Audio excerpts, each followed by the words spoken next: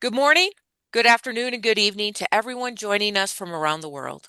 It's an absolute pleasure to welcome you to this special event, the official launch of What Space Got to Do with It 10 Life Lessons for Personal Growth. I'm Shelley Brunswick, and I'm honored to be your host today as we embark on a journey of discovery, leadership, and growth. This book has been a passion project inspired by my 35-year career in the aerospace industry and my interviews with over 200 extraordinary global thought leaders. Our mission for this book and this event is simple but profound: to bridge the principles of space exploration and innovation with everyday leadership and personal growth. The lessons we're about to explore aren't just theoretical concepts. They're tangible, practical principles that anyone can apply, whether you're a student, an entrepreneur, a seasoned executive, or someone seeking inspiration to reach new heights in your life or career. Today, we have the rare opportunity to hear directly from two incredible change makers featured in the book. These leaders, innovators, and visionaries embody the lessons of courage, resilience, and purposeful leadership.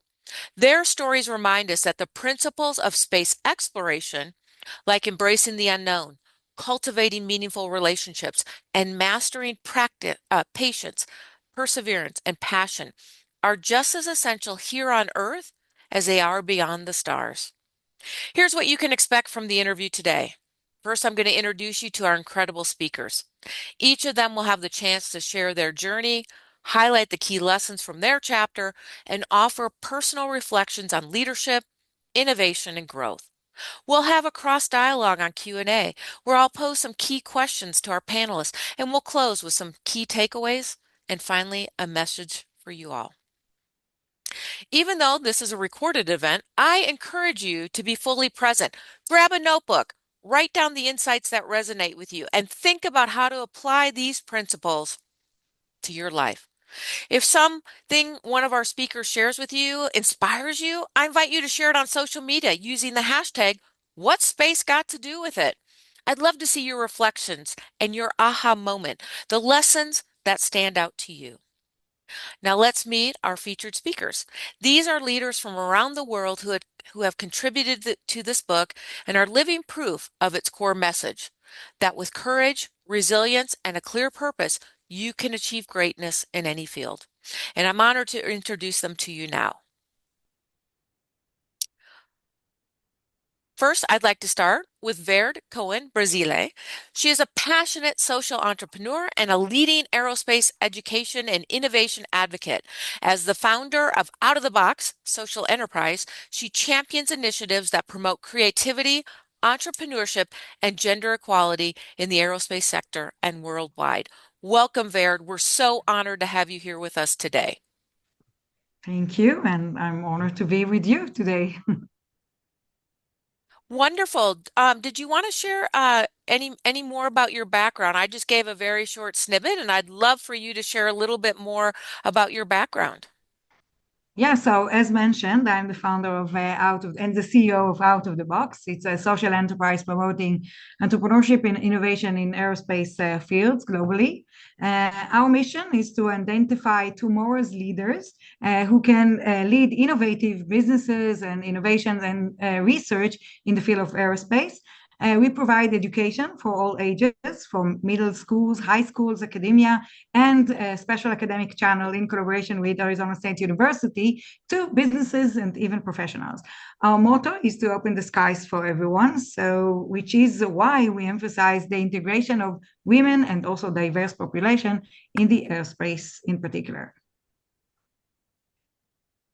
Fantastic. I love that. And exciting. And you're going to get to hear more about Vered in just a moment. So thank you for sharing that. The next person I'd like to introduce is Asta Aji Sadhu. She is the founder of Scoop Smack and a passionate advocate for sustainability and green technologies. Her work focuses on driving environmental innovation and promoting sustainable development initiatives that create positive, lasting change in communities worldwide. Welcome, Asta. We look forward to hearing a little bit more about your background. Thank you so much for welcoming me here. I'm deeply honored. Do you want to share a little bit more about your background, Asta?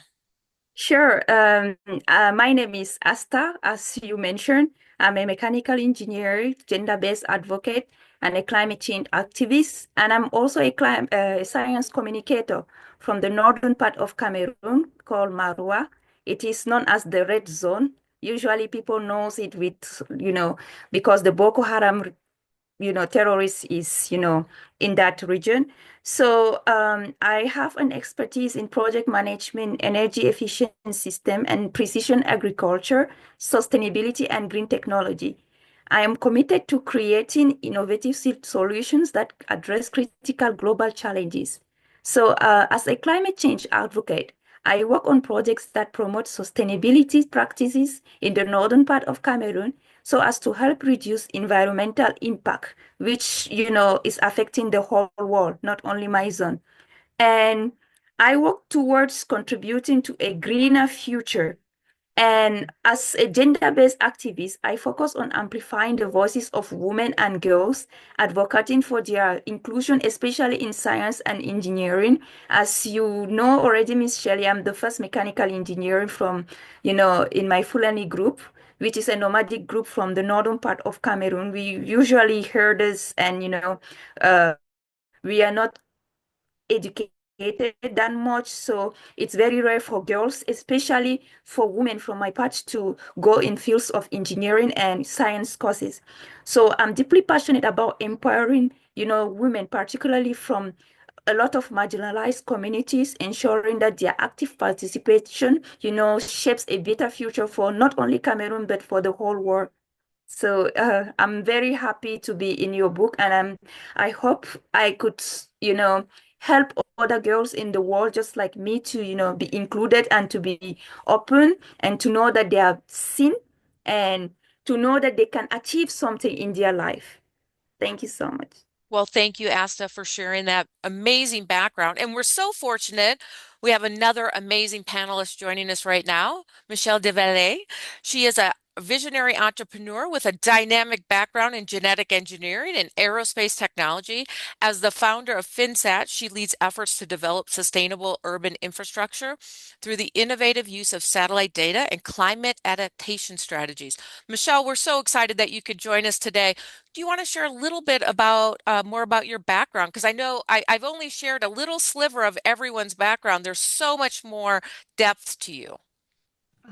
Well, thank you so much, Shelley. This is such a blessing to be here. It really, really is. I think that first and foremost, before I start with myself, I definitely want to highlight Shelley and how we know each other. We did meet at a very, very international event, and I've known Shelley before Shelley knew me. Shelley has been in industry, in the aerospace industry, for a very, very long time. And in her technical expertise has really, really helped catapulted lots of folks from space, specifically the Space Foundation. And everybody in our network knows Shelley, and I'm very, very blessed to be here and very, very happy. To be recognized as a leader. It's something that I try to do every single day. And I want to be very clear. I have done many different things, but that does not mean that I am by any means perfect. My background is in biomedical engineering. I studied biomedical engineering because I really, really wanted to find ways to help people. That's been my core for a really long time and still is. I do it in a different way now. So I got into real estate and I got introduced to the space industry. I actually went to SciTech and was a diversity scholar. So I was really welcome to the space community. And from there, I really got fascinated with satellites and this ability to see the whole world in a very clear visual way. And so that really encouraged me to, I did things along the way, but it really encouraged this vision that I have for FinSat as the company that I do now. And a little bit about this, getting to see the whole world through satellites really makes you want to create a company, or made me inspired inspired me to create a company across the globe. So we actually really believe in people before technology. We do advanced weather modeling for climate risk assessments on real estate. However, the core team that we have today is in the United States, all the way to France, Italy, Switzerland, Kosovo, and Canada. So it's really amazing. And what's amazing about that, and what I want to touch on as a leader, it's amazing to lead leaders that come from different backgrounds. So I second all of the points here today, and it's really, really a blessing. And I can't wait to read the book. I've read my chapter, and I'm like, I'm a little nervous today to talk about, my vulnerabilities, but I know it's important, and so I'm ready for it. So thanks, Shelley. Awesome. Well, thank you, Michelle. We're so excited. And Michelle, let's start with your chapter, which is chapter Okay. 3, All right. Embracing the Uncharted Cosmos, Conquering the Fear of the Unknown, explores how the vast unknown, whether in space or in life, can feel daunting, but is also a place of immense possibilities. Just as space exploration requires courage to venture into uncharted territories, our personal and professional journeys often call us to step outside our comfort zones. This chapter challenges us to see uncertainty as an open canvas for creativity, where the absence of a clear path allows us to design our own future. Through the stories of visionary thought leaders, we learn how to transform fear into a powerful force for growth, change, and innovation. And as we said, one of those extraordinary leaders is Michelle. Her chapter highlights the courage to embrace change and the creative power of navigating the unknown with intention. Today, she's going to share her story of how she turned moments of uncertainty into pivotal opportunities for growth and impact. Michelle, we're so honored to have you here with us, and we look forward to hearing about your journey. Thank you. Thank you so much, Shelley. Thank you. I think we'll start with I'm not going to spoil the chapter because it would be really great to hear feedback. And I've read it, and I'm spoiled by Shelley, so I really appreciate it. Really, really well written. So I want to start with really what it means to be an entrepreneur, and I'm figuring it out every day. And Shelley, you know this, SB Global, and going global, and meeting different folks around the world and learning and iterating is really the name of the game for any kind of venture. And so being an entrepreneur in that really does present you with challenges every single day. I can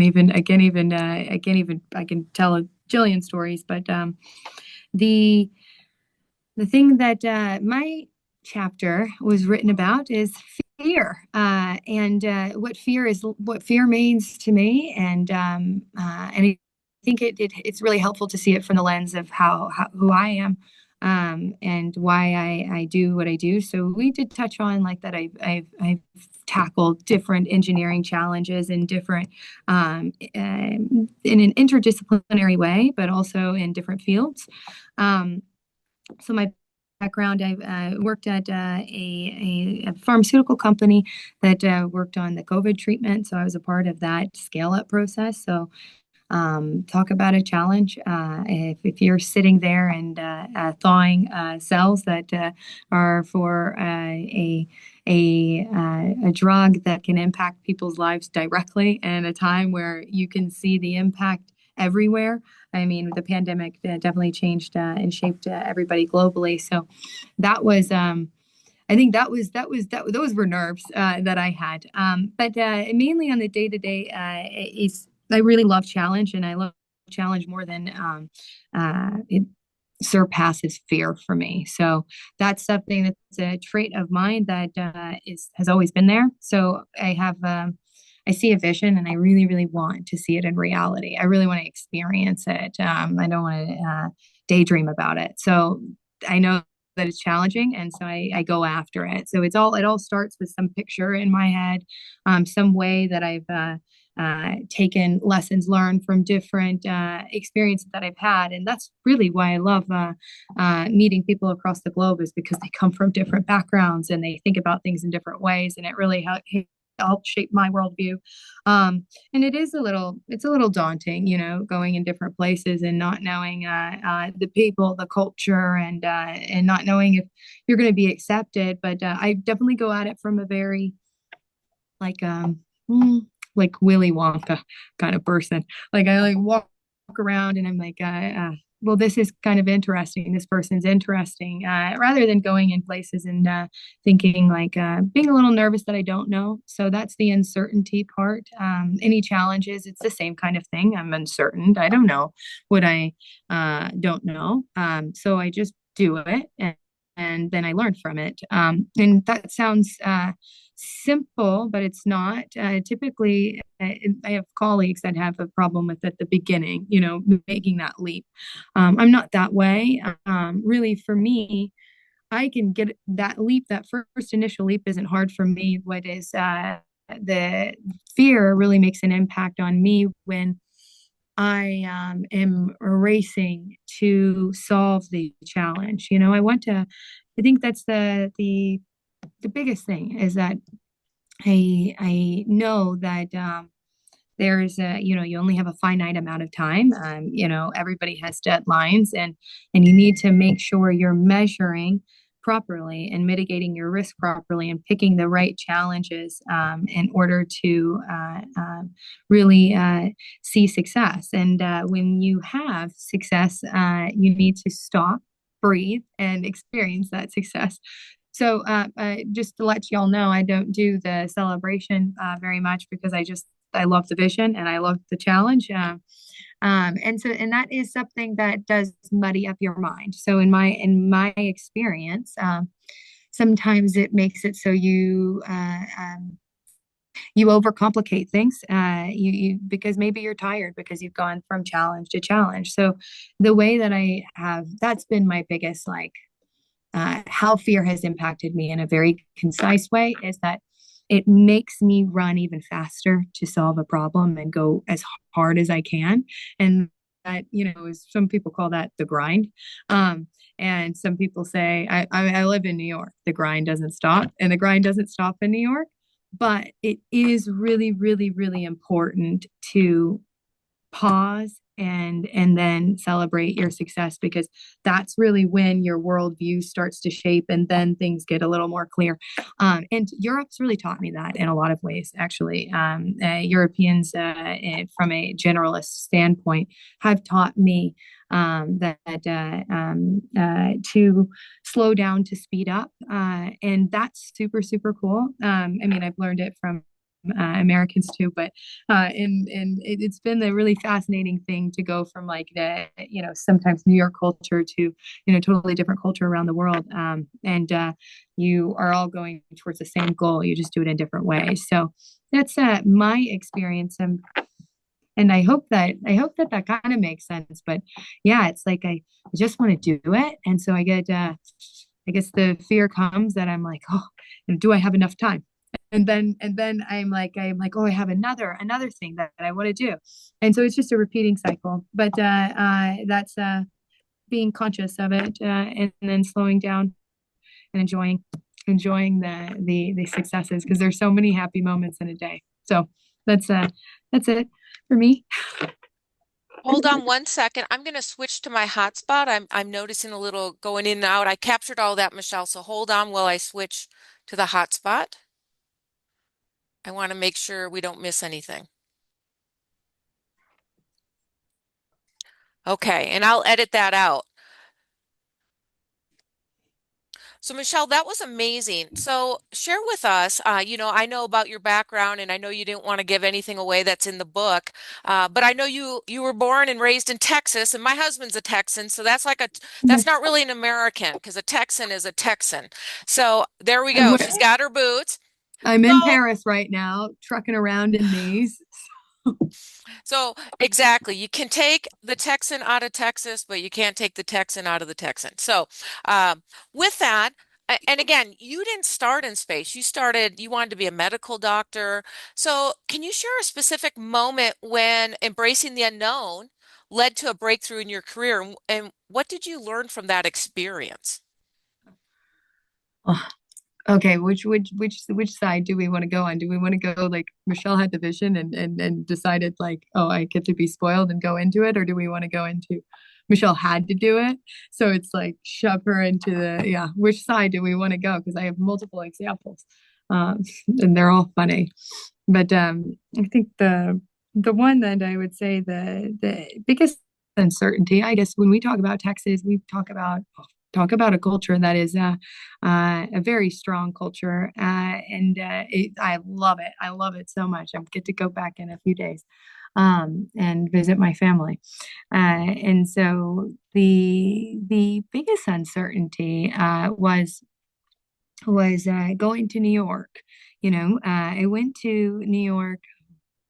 I kind of round up, so I think it's been 5 years in New York, but that was a big uncertainty. Now, obviously, I'm a visionary type person, so imagine New York, and I wanted to go when I was a kid because they something about it, something that it's a really diverse place. That's what I really loved. So I was really uncertain because I'm from Dallas, and there's a certain way of life, and New York is definitely busier than Dallas. And Dallas is a really, really beautiful place, but not the same as New York. And so they're beautiful in different ways. But I didn't know what I didn't know. So here's my journey. So I just went for it. I drove up to New York with a 4x4 pickup truck, double cab. Sierra, and with 5 fishing poles, 2 giant dogs, and probably a storage shed of stuff in the bed of my truck. I now have none of that. My dogs are back in Texas, and doing that, I settled in New York and started a career in the pharmaceutical industry. And yeah, when I first started in New York, people were like, were you cowboy and funny little starts there. And so I was a little, I found it challenging to be in New York without a community. And that was probably the first thing. So how did I tackle it? Um, well, I got rid of a lot of my stuff. My dogs were happier back in a place where they could run free.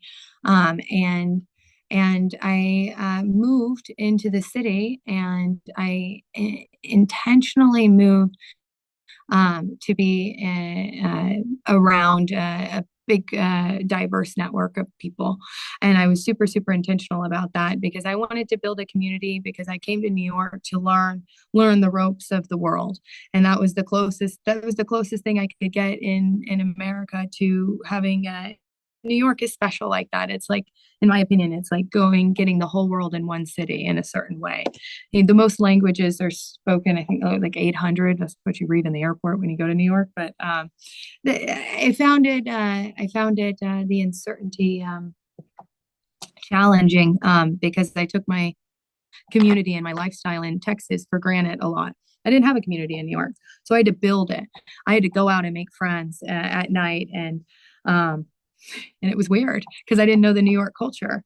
And then I just didn't stop. So now I have a beautiful community in New York, and that's the thing. So I hope that that's a cool example. But yeah, it was challenging. I was lonely at times, but then I was like, I have control over making a life for myself somewhere else. That's a fabulous story because many people have to sometimes leave where they're at to start something different. I wanted to ask Sejal, not Sejal, I apologize, Asta and Verd. I'd love to get your thoughts on how do you see this lesson of embracing the uncharted cosmos, conquering the fear of the unknown, playing a role in the future of leadership, especially for the next generation of leaders. So, Asta, as our future generation leader, what are your thoughts and what do you think about embracing the uncharted cosmos?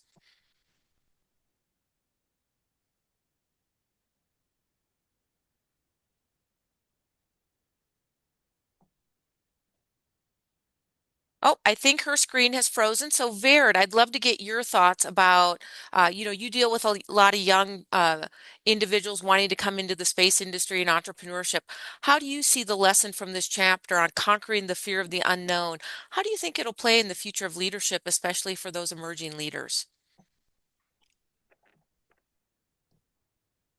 Um, I have to say that I lost you completely. Can you explain Yeah. more Sorry, about my what you're network is asking? really bad, Oh, so yeah, I cannot. Fabulous. That's okay. That's part of authenticity of recording. But fortunately, we do have the ability to use Zoom, which is a great space technology. So, Vered and Asta, Michelle is in the chapter of embracing the uncharted cosmos, conquering the fear of the unknown. And for me, there was a lot of unknowns. I didn't really want to become a space professional in the Air Force. The Air Force made that decision for me. It was unknown to me. It was something foreign. I didn't want to do it. So, based on your experience, each of you have a very different experience. How do you see this chapter playing a role in the future of leadership, especially for the next generation? So, I thought, Asta, since you're sort of that future generation, I'd love to hear your perspective first. And then, Verd, you have mentored, thousands of students to become future space and entrepreneurs. So, if you'll answer next. So, Asta, over to you for your initial thoughts. Sure. For me, coming from from my background and the area where I'm coming from, firstly, I was just like Michelle. I wanted to be a doctor, but then I ended up in mechanical engineering, and now I'm doing environmental, climate change, and everything. So, as a future leader, I think people should be open-minded. You should learn as much as possible, especially when you want to change. I want to change. You cannot just focus in one area without being open to other areas. So it's a very good thing to just walk with the flow and then do not be disappointed because you had a fixed objective and then it changed. You can always come back to it later, but you just have to walk with the flow and then see the advantage that it's going to give to you and maybe to your community and to the world. At the end of the day, you will reach your objective. If you really want to get something, you get it in the future. So I believe, just as Michelle, right now she's at the place that she wanted to be, but then she had so many challenges. The challenges, the beginning was not easy. I was the same thing. I never knew that I would meet Miss Shelley at Chansat and everything, so I never knew. I knew when I was small I love physics, I love science, aerospace, mechanical and stuff, but I never thought I would go to a symposium where I can meet people like you guys, which helped me change as well because I had different perspective and different, you know, ideas from you guys, which I brought back to my country. So for a future leader, it's really good to follow Michelle's path. That's what I did. Wonderful. Thank you, Asta. And Verd, um, with your background, and you've been doing out of the box for many years, you've just started a new academy.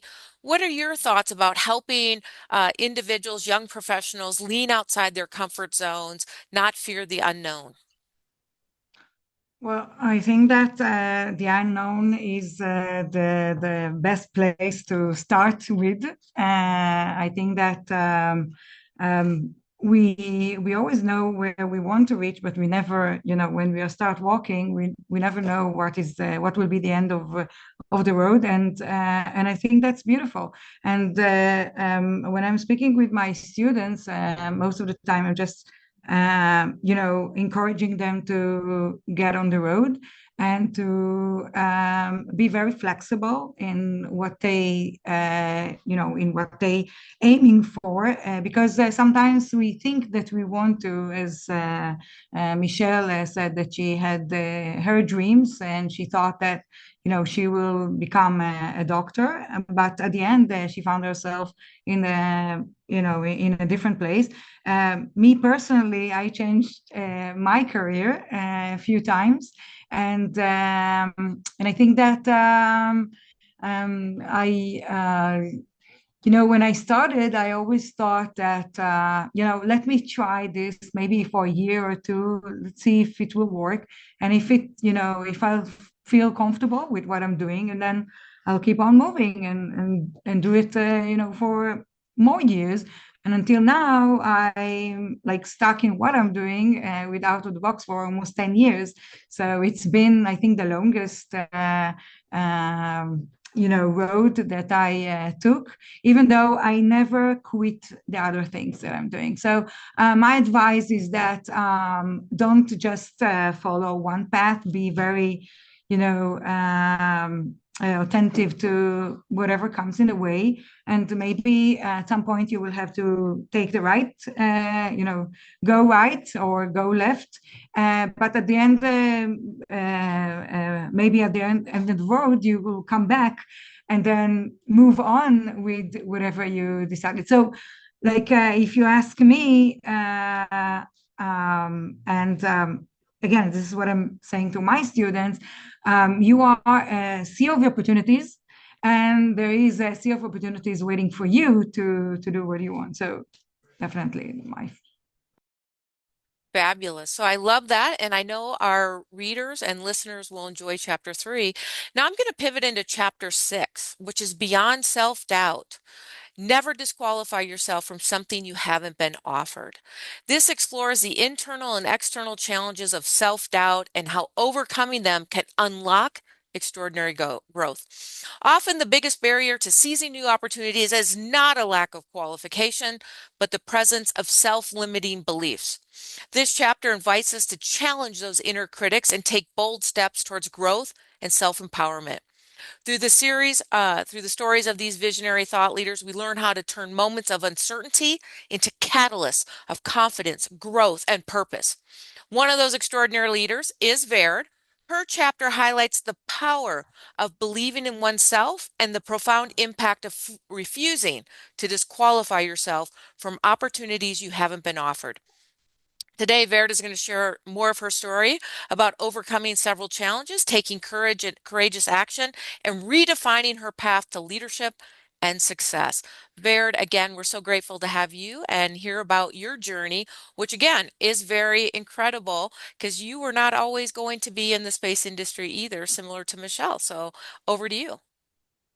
Yeah, well, since our time is very short, and I don't want to, I want to read the audience will read the book and the chapter. So I'll just share that as you said, I wasn't always involved in the space sector. And in fact, I only felt connected to space only in my early 40s, 40, where I got the opportunity to implement an entrepreneurship program in the educational system. This is where I entered in the educational system, and I said, here I am, I want to change some things. And they asked me, okay, we are, we'll give you the opportunity to have your entrepreneurial, program, but which entrepreneurial field? And I said space. And at that time, it felt like a shot in the dark at first, but then I understood that it actually, space been there for me all along. And my passion for space and aviation really started in my childhood. But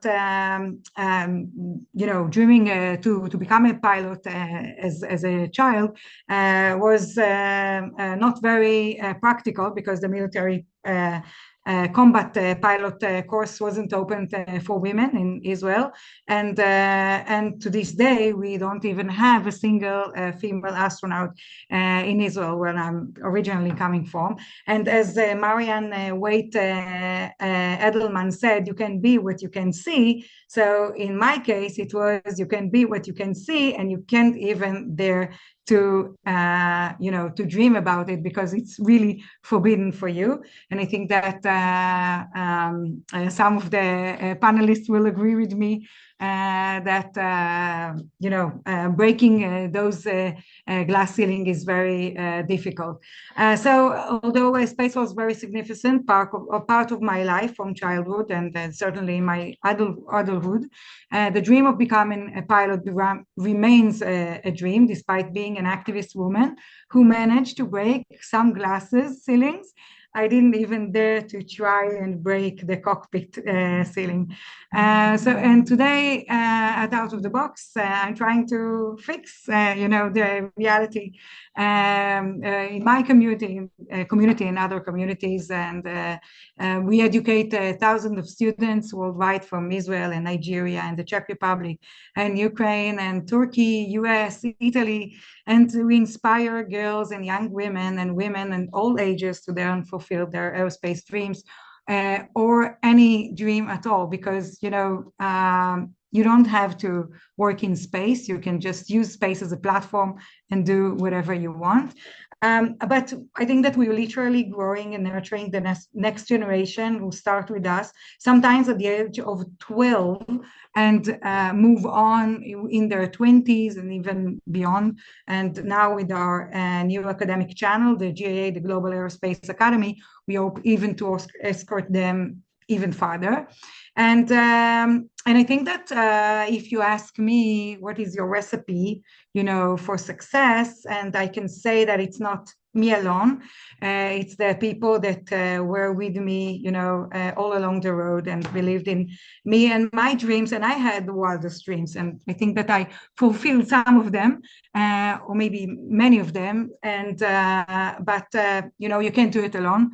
And so one of them is you, Shelley, that we met, I don't know, a couple of years ago in UNUSA Space for Women program, and immediately we bonded and we talked about how important is sisterhood and helping one another, that women have to be there to one another. And I think that since then, this is what we do. We always think about each other, open doors, complementing each other. And it's very, very, very important for women to understand that we must have a network of people supporting one another. So and again, being in this wonderful book, which I thought that maybe at some point we can give it as a present to especially to the girls that studying in our programs. I think that it can be very meaningful, prize for them. So other people that crossed in my life were Dr. Jacob Cohen, from the chief scientist of NASA Ames, who came 8 years ago to Israel to visit. And he entered the class back then that I was training the students, and he and the director of Ames, really liked what they saw, and since then they are supporting the program and me, and now we have many classes and thousands of students. But still, I'm always happy to address him when I want his advice. And I think that most of the advice most of the important advice were, I think that, we used to, having a conversation. So you always telling me, I know that you always, I trust you, that you know what to do. And, I'm just here to support you. Just hang on, because as entrepreneur, we are always, we are impatient. We want to see the success, and the path is very long. So he always says, no, wait another year, another 2 years, you just wait along the way, and you will see that, things will change for the positive, especially if you are insisting walking in places where no one, barefoot before. And I think that from your personal path, Shelley, that, being a woman in the army and doing everything that you've done in your life. And also I had a very good friend. She started as a colleague of mine. Her name is Kathleen Fredette. She's from Eyelid School, and we started as partners, but now we are close friends. And I think that one of the most important things that she and her husband done for me was to fulfill my big dreams. And they sent me to a plane to get my first flying lessons. So that was one of the things that was important for me. And I think that most important, will say that no man can succeed without a woman behind him. So I'm the woman that has her man behind her. So my partner, Shmulik, he accompanied me throughout my journey. That never been boring. He always said, the places that you are taking me, the things that I'm following you, it's just really beyond imagination, because I was also a field reporter, and I covered terror arenas and many things. So he entered with me everywhere, and of course looked at me from down when I was taking my flying lessons, and carrying the airplane with me, the glider. So he did everything. And I think that if I want to give, again, one golden advice to next generation, find the network that, friends networks and also partners. Choose the partners well. I always see you, Shelley, with your partners, always, flying to places. He's coming with you. You can see the support that you have, each other, and making decisions, quitting jobs, becoming an entrepreneur. It's very lonely. It's very difficult. And when you have the family support, I think that's most important. Fantastic, Vered. You gave some great insights there. You talked about building a network, being bold, don't give up on your dreams. A lot of great insights on entrepreneurship, having a great family, as many listeners know, as well as you on the panel. Jerry is usually with me. Most of you have met him. And if not met him, you've seen him in pictures with me. So with that, I'd love to hear Michelle and Asta, your thoughts. How do you see the lesson in this chapter? Never disqualify yourself. This could be, imposter syndrome or, not applying for the job or not doing things. How do you see the lessons in this chapter playing a role in the future of leadership, especially for the next generation? So, Asta, since you're our future generation, what do you think about, never disqualifying yourself, always trying, not letting yourself doubt or others, because you are from a community, we both know another amazing Cameroon, Desmond, who's also in the book, shared about, your family sometimes doesn't want to see you get hurt and they might try to talk you out of things so you don't get hurt. So what are your thoughts about never giving up, trying anyways? I think Asta is frozen, so I'm going to pivot to Michelle. I'd love to hear your thoughts. Did you ever have thoughts about self-doubt in your journey as an entrepreneur? Mm, such a good one. I think it's like let me think before I speak. I'm trying to think about the moments. It really becomes a question when you need to make a decision quickly. And that oftentimes is the name of the game in entrepreneurship, right? Evaluating quickly and making a quick decision, which your time in the military, I'm sure you can relate to that, much more intense in the military, in more but the ambiguity, I think, is definitely on both sides. But that's really what it is the self-doubt really stands in your way. So that is it does happen totally, but it's something you need to condition yourself with. The moment that you hear yourself being too self-critical, just know you're wasting your time. Make a decision, stick with it, commit, and move on. You mess up, you fail, you're going to do it a million times anyway. Make a decision, make it quick, and get it done. That's what I tell myself. I rather be tough on myself in that way than sit in make myself feel bad, which is something that I definitely have done, and I do. I like, for example, I was I had a bit of a difficult day. I had a very difficult day yesterday. Actually, I can be super relevant. I had a very difficult day yesterday in Paris. I had a meeting with a prospective client. So this is a new meeting, and I'm with my colleague in Paris, and we're in the parking garage, and we're racing across town to go to another meeting, and we get stuck in the parking garage.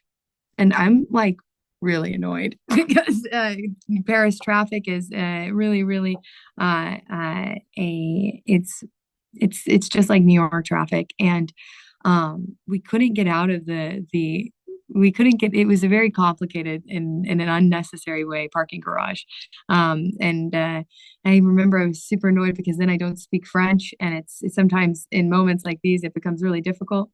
and my colleague does. But eventually, we get in the car, and now, of course, there's such bad traffic, and I'm in a kind of a ticked off mood, so I'm like kind of short and like quiet, and then there are moments from like I'm not talking to my colleague, but I'm talking to other cars, and I'm like, turn, come on, we gotta go, and I'm like working myself up, and my colleague next to me says to me, uh, "Don't be so hard on yourself," and I said, I was like, I can't. I was like, to me, it was like being I knew in that moment that my teammate had done what I should have done for myself. And um, that has happened to me every step of the way. I have the best team, and then I have the best team. It is such a, and I don't just say that in a corny way. Like they have watched me fall flat on my face and they pick me up. So I would say that, when I can't say it to myself, I at least say it out loud, and the people around me that care pick me up. So that's what it is. And if you say it out loud and nobody and people keep walking past you, you should you should find a new place to stand. That's what I would say.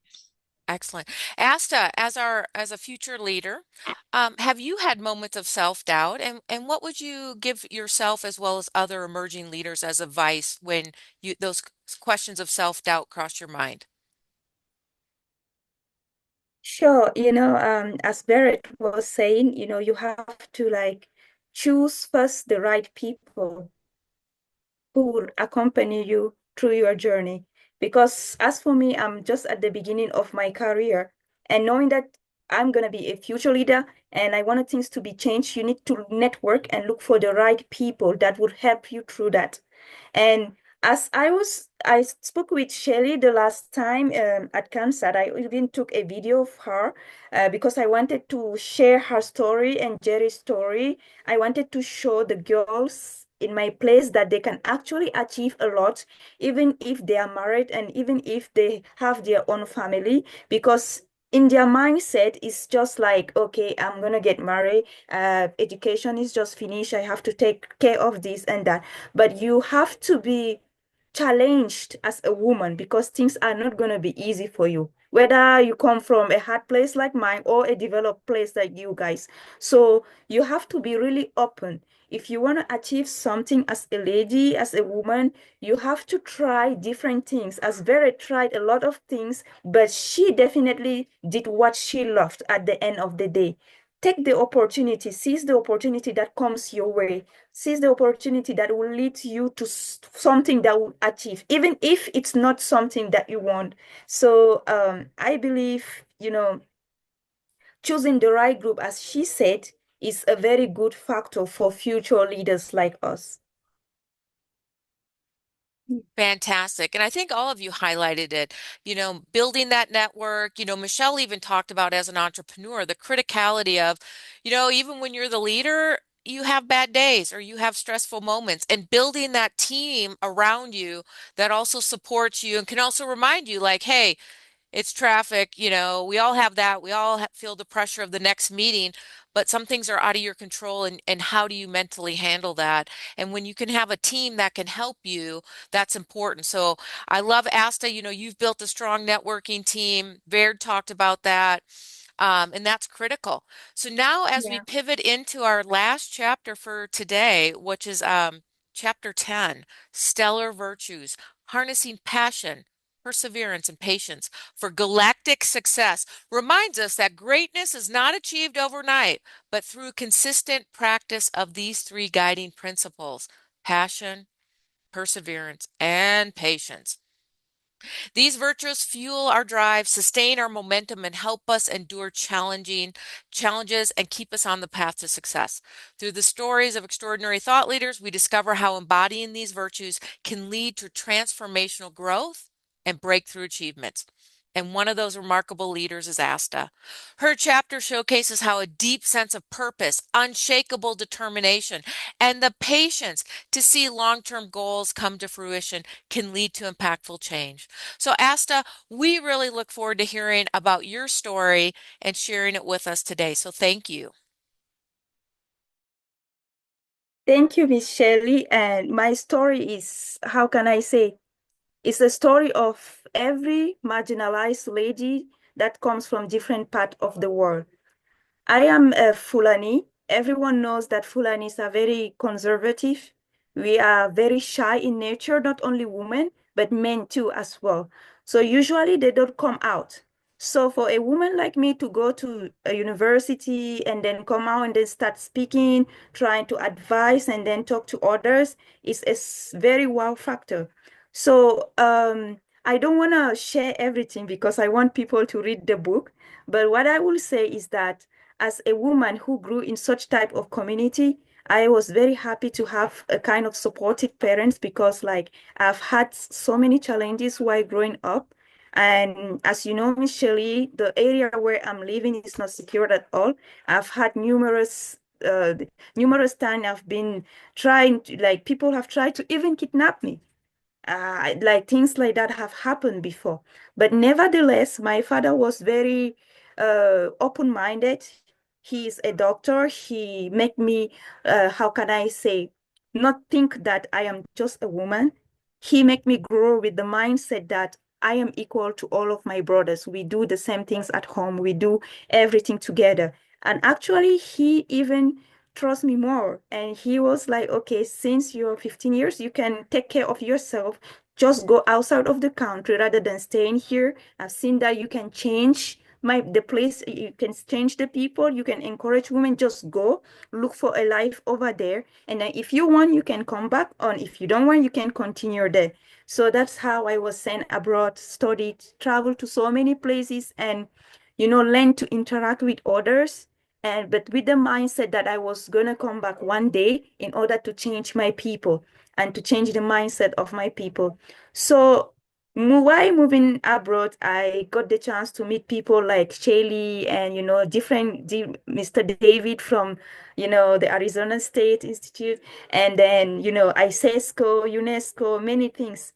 But through my journey, I've learned that you should not focus only in one objective because you have so many things to change. Coming from my place, I don't need to only encourage women to go to educate themselves. There are other big problems such as, learning how to even fight for their rights, learning to come out and then, take care of themselves, going to hospitals, knowing that, okay, I am sick, but I don't have to treat myself traditionally. I can go, the government can actually help me.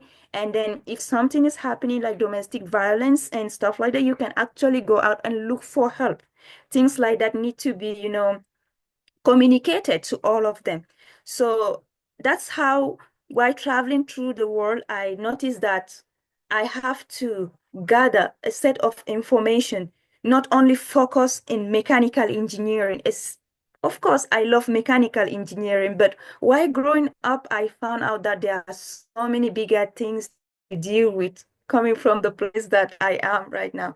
So, but then, you have to be very patient. You have to be very patient with everything that comes.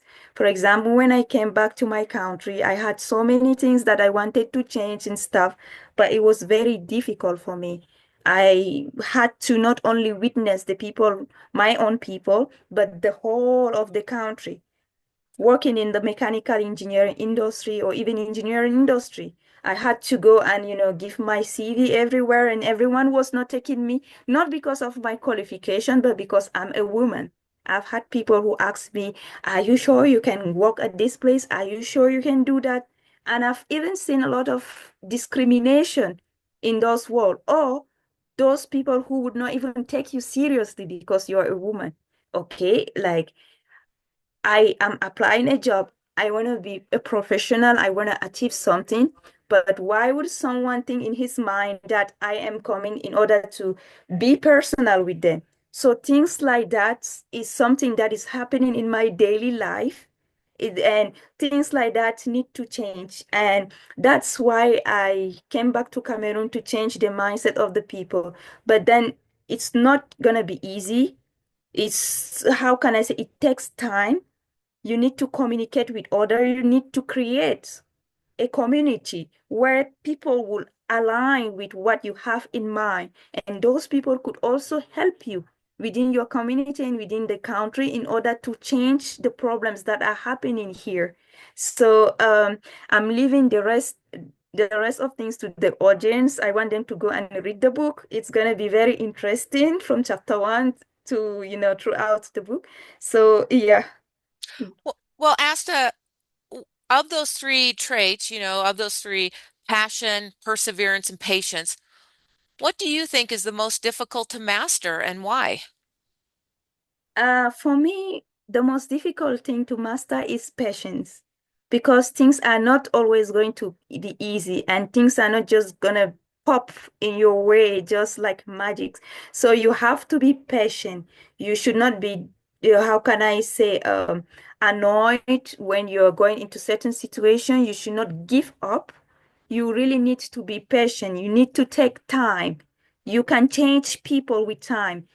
I have had people who are just angry at me. Like, even when I come to their office, I say hi. They're like, oh no, what brought you here? You're a lady. What brought you here? What are you doing in this field and stuff? I've had people shouting at me, but I didn't scream at them. I just left. But bit by bit, I showed them that my culture has not changed just because I traveled the world. I got myself educated. I'm still respecting my culture. At the same time, I'm trying to make them understand the benefits of getting their, girls to be educated and also putting them in difficult fields that will actually help them in the future. Things are happening, in my country, not only in my country, women is the core of the family. They mostly do everything. And if women are not educated and if they don't know anything, nothing can be done in the community. So it has to start with us and it needs time. You have to be very, very patient. You need to be calm and then things will come your way and you will achieve your dreams. That's fantastic. I love that. It also reminds me of one of our other thought leaders not joining us today, but a samurai woman named Machiko Gozen, who's in another chapter, who talks about the greatest form of strength is kindness. And you've demonstrated when others may not be kind to you, you are demonstrating the greatest form of strength by being kind to them. Let me ask Verd and Michelle, how do you see the principles of passion, perseverance, and patience shaping the future of innovation and leadership in a rapidly changing world? Verd, I'd love to get your thoughts first. Yeah, well, when we are teaching space entrepreneurship, so we start with two things. Is one is grit, and the second is perseverance. And all the way through this program, which is 6 months, very intensive programs, we practice grit and perseverance, and the why we do it because we understand and sometimes the students are really impatient. They want to succeed, they want to win. And then we are saying you have to, grit is what help us to realize, to understand what is the passion that drives us, the enormous passion that at first was the reason why we started walking. And the perseverance is really, we have to do it because Michelle indicated how many times we fail as entrepreneur, like 90, I think that the percentage are more than 90, 95 or something like this, that we fail all the time. So we have to gather ourselves. We need the forces to get us back on our feet and move, continue walking. And the grit is the power that take us back on our feet and also pushing us to keep on walking. So definitely those two are the most important one. But I also wanted to say something else. One of the things that, in Israel this year we had more than a year. We had a major war, and sometimes the student wanted to, to really pity on themselves, and they said, see what's happening on us, and it's difficult for us. And I'm always saying that, we are very lucky because we have students coming from Ukraine. So they are at war for 3 years now, and we have students from Turkey. So last year they had a major earthquake, and we had from California many fires. So I'm just saying, look globally, and you will understand that everyone faces challenges. Sometimes, maybe your challenge will be more challenging than the others. It really doesn't matter, but you have to understand that it's part of life. It's part of, failing. It's part of success. Having difficult times, having difficulties. I know Boko Haram. I know how dangerous it is. I used to work in a human rights organization, so we used to campaign to free women that were captured by Boko Haram. It's a big deal, and breaking all of this is only because you understand and you believe that. Nevertheless, all the challenges you can face them, and then whatever comes in your way, you will be able to face it, and things will come in your way eventually. Things are happening for the good and the bad. Thank you, Verd. Michelle, I'd love to hear your thoughts about, patience, perseverance, and passion, and how that's shaping the future of innovation and leadership in our rapidly changing world. I think that we see a lot of passion nowadays because we can see it. We can see it through social media.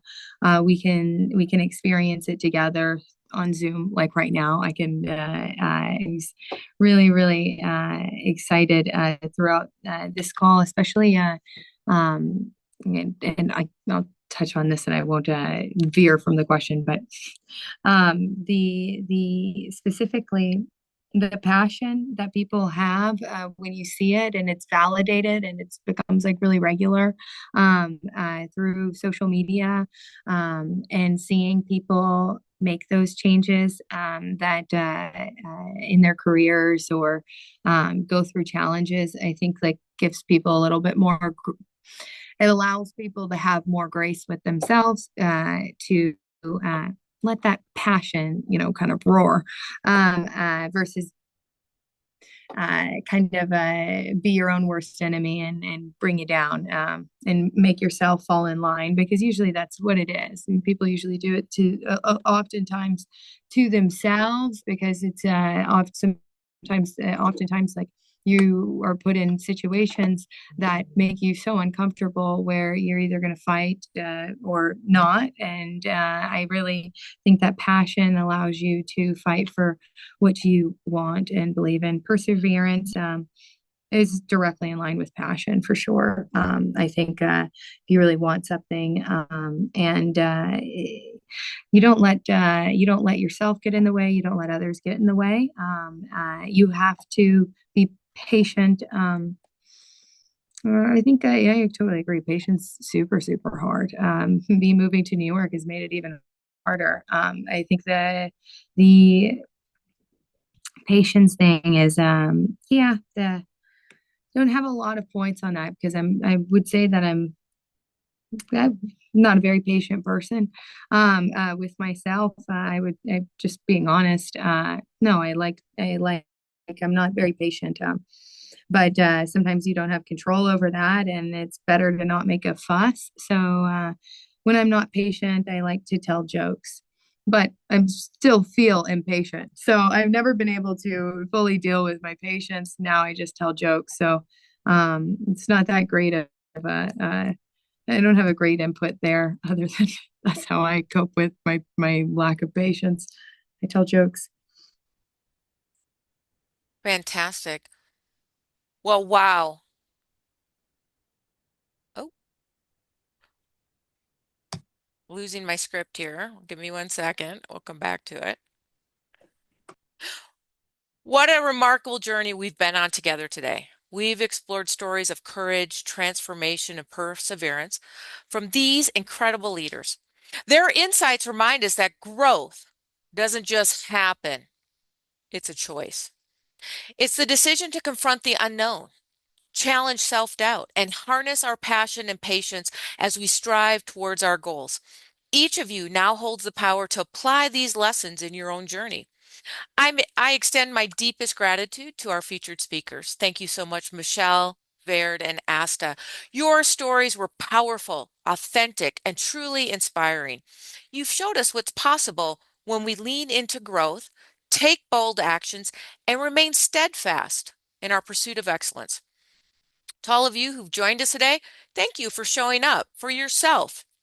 Your presence, engagement, and willingness to learn are testament to your own journey of growth and leadership. So here's a few key takeaways. Embrace the unknown. Michelle's story teaches us that the unknown isn't a void to be feared. It's a blank canvas for creativity, innovation, and growth. When we step into uncharted territories, we open the door to new opportunities that would have otherwise remained hidden. Don't disqualify yourself. Vaird's story reminds us to never count ourselves out before we've even tried. Self-doubt is persistent, but by trusting our abilities and taking bold actions, we can unlock doors we didn't even know existed. And harnessing passion, perseverance, and patience. Asta's story reveals that greatness isn't achieved overnight. Passion fuels us.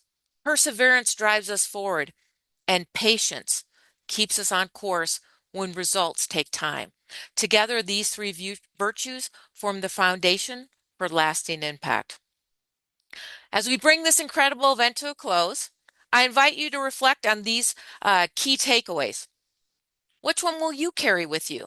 Will you embrace the unknown, challenge your inner critics, or harness the power of passion, perseverance, and patience? Choose one and make it part of your story. If you've been inspired by what you've heard today, I encourage you to keep the momentum going by picking up your copy of What Space Got to Do with It? 10 Life Lessons for Personal Growth. It's filled with more insights, stories, and strategies to support your leadership journey. And if a particular lesson resonates with you today, share it on social media using hashtag What Space Got to Do with It. I'd love to see what's inspiring you and keep this conversation alive. Today's event may be ending, but your journey is just beginning. The principles we've explored together, courage, perseverance, and purposeful action, are universal forces you can carry into every part of your life. Whether you're leading a team, launching a new project or company, or stepping into the new challenges, remember that you already have everything you need within you to succeed. I'm Shelley Brunswick, and it's been my absolute honor to share this experience with you. Until next time, I look forward to seeing you around the galaxy.